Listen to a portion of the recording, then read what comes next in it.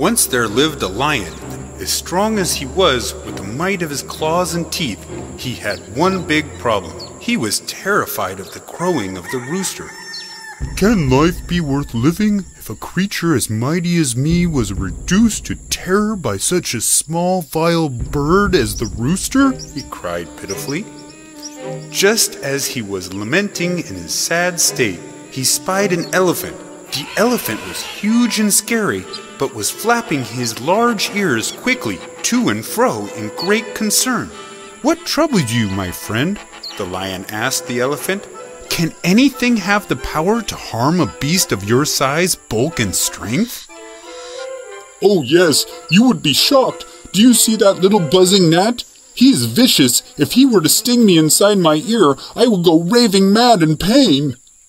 The lion, after hearing the elephant, took heart again. He decided not to let troubles, which he shared with all living beings, blind him to what was really pleasant in life.